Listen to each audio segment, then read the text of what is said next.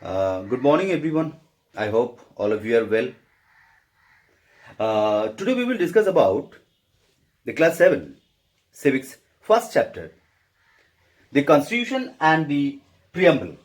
The constitution and the preamble. So, Indian constitution was passed 26 November 1949. Before we will discuss about the constitution, we have to know when was India become an independent country. India got independence on 15th August 1947 after a long fierce struggle.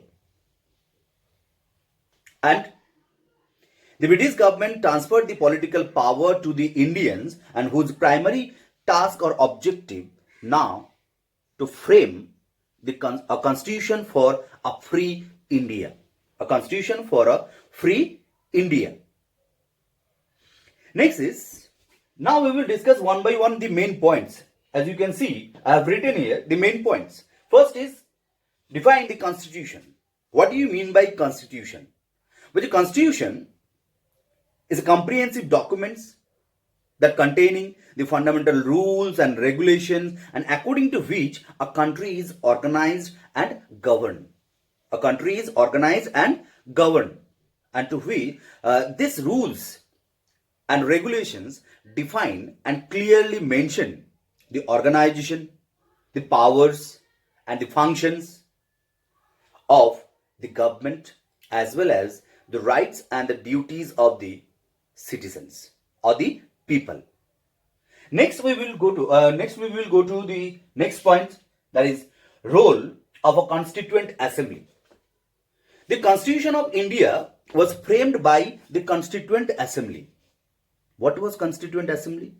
The Constituent Assembly was a body that was formed by the elected representatives of different classes, communities of India, and those who had a responsibility to frame the constitution for the country. Dr. Rajendra Prasad was actually appointed its president, and some other important members of the Constituent Assembly were Dr. B.R. Ambedkar, Maulana Azad, Sarojini Naidu. These are important. The first meeting of the Constituent Assembly was held on 9th December 1946, and the Constituent Assembly total took 2 years, 11 months, 18 days to complete the Indian Constitution.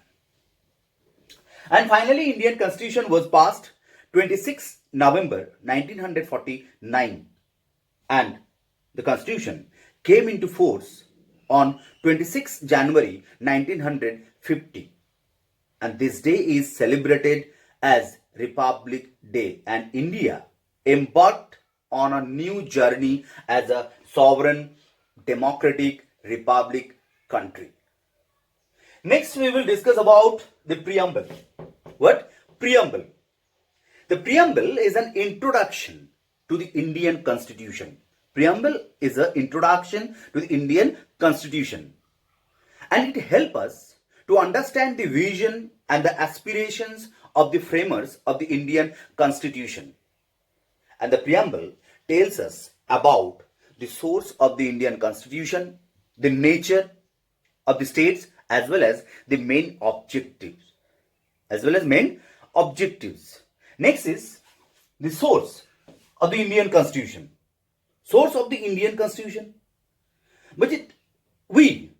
Our Constitution preamble, you can see the first line start with "We, the people of India," and this implies that the source of the Indian Constitution is the people of India. People of India are the main source of the Indian Constitution, and the authority of the government is derived from the people. Authority of India is derived from the people. Not only that, the Constitution therefore reflects the wishes of the people. It's not imposed on us. Next is the nature of the state. Nature of the states. First, in nature of the state, we will discuss some important points like sovereign, socialist, secular, democratic, and republic. So first is sovereign. What do you mean by sovereign? Which is sovereign means India is an independent country and completely free from the foreign control, and no outsiders or outside power can control our internal as well as external affairs. Next is second one, socialist. Which is the term socialist added with the Indian constitution when in 1976 after 42nd Amendment Act, and this involved the fair distribution of country's wealth among all the citizens. Why? To bridge the gap between rich and poor. To bridge the gap between rich and poor. Next, secular. This term also added with the Indian Constitution in 1976 after 42nd Amendment Act. What do you mean by secular state? Secular state means number one, does not have an official or state religion. Number two, does not discriminate against anybody on the basis of religion. Number three, does not favor or promote any particular religion. Number four, guarantees the freedom to profess, propagate, and practice one's own religion. Now, next is democratic. What do you mean by democratic governments? Well, the democratic government has been described as a government of the people, by the people, and for the people. The people of India have a power to elect the governments of their own choice, and they also choose how they will be governed through their elected representatives.